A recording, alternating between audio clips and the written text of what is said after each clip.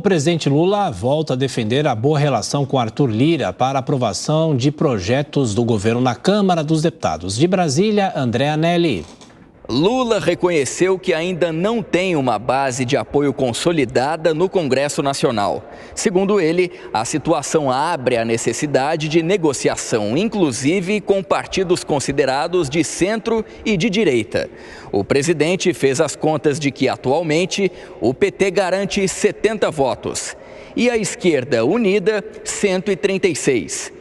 Os cerca de 50 votos restantes para obter maioria simples é que seriam os buscados pela articulação daqui do Planalto diante de votações de pautas do Executivo no Congresso.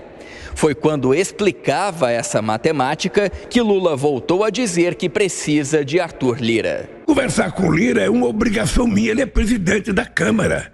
Os deputados não são obrigados, eu vou repetir, os deputados não são obrigados a acatar uma medida provisória que o governo manda, um projeto de lei, sem mudar nada. Muitas vezes, dentro da bancada do PT, eles querem mudar. Então é normal que os deputados não sejam obrigados a concordar com o governo e queiram mudança. Aí você discuta a mudança. É assim que se faz política, é assim que se faz democracia. O Lira precisa menos de mim do que eu dele. O Lira não manda projeto para mim. O Lira não precisa pedir nada para mim.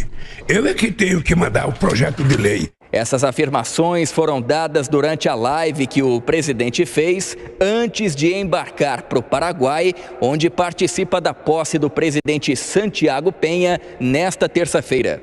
Apesar do líder do país vizinho ser considerado de direita, Lula tem mantido com ele uma relação considerada diplomática. Além de tratar questões relacionadas aos dois países, como segurança na fronteira e o acordo da usina de Itaipu, Lula também quer passar a mensagem ao Congresso daqui do Brasil de que mantém diálogo com todos os espectros políticos. O fortalecimento da articulação interna é uma das prioridades no retorno da viagem. De Brasília, André Anelli. Bom, Cristiano Beraldo conosco para comentar as notícias do dia. Bem-vindo, Beraldo. Interessante que essa declaração foi dada antes do mal-estar entre Arthur Lira e o ministro Fernando Haddad, hein? Pois é, bom dia, Tiago, bom dia, Lívia, bom dia a todos que nos ouvem, nos assistem.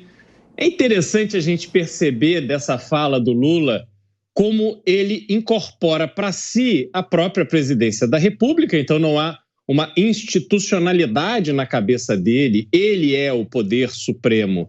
E da mesma forma, ele se refere ao presidente da Câmara, à instituição Câmara dos Deputados, na pessoa física do Lira. E isso coloca ele enaltecendo Lira nesse momento, me soa como alguém que está bastante incomodado com este excesso de força, esse excesso de poder do Lira, mas tentando passar uma mensagem de respeito, respeitando a importância que Lira tem no contexto político atual. E, ao mesmo tempo, você tem a entrevista do Haddad, aí sim o Haddad que não tem essa mesma maldade, vamos colocar assim, política dos políticos mais experientes, o Haddad aparentemente abrindo seu coração, fazendo críticas diretas ao Lira, diretas à força da Câmara, à independência dos deputados em relação das emendas parlamentares, e aí cria-se esse mal-estar.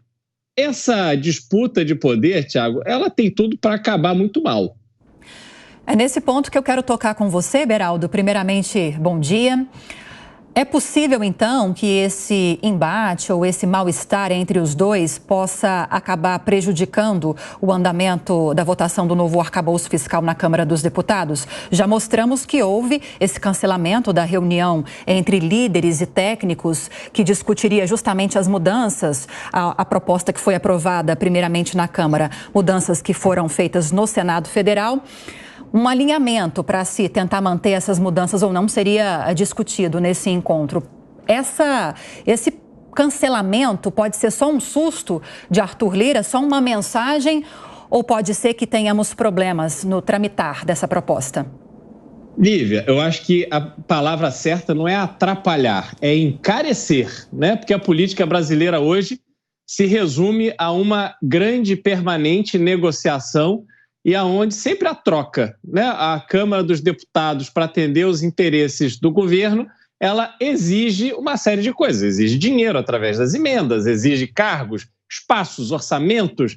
Isso tudo vai adicionando, essa tensão vai adicionando força para um lado ou para o outro nessa negociação. Como o governo precisa do arcabouço fiscal, o governo vai ter que ceder naquilo que for necessário. Essa reforma ministerial, a partir da tensão criada ontem, ela fica mais cara para o governo. Aqueles espaços que o Lula talvez não estivesse tão disposto a dar, agora ele vai ter que reconsiderar, porque a Câmara pode atrapalhar muito a vida do governo, da mesma maneira que pode ajudar, como a gente viu na reforma tributária, em que foi a reforma tributária da Câmara, que foi votada por intercessão do Arthur Lira. O governo não teve nada a ver com isso, mas o governo aproveitou para surfar a onda, dizendo que foi o governo que aprovou a reforma tributária. Não foi, mas isso tudo, nesse jogo de cena, conta muito.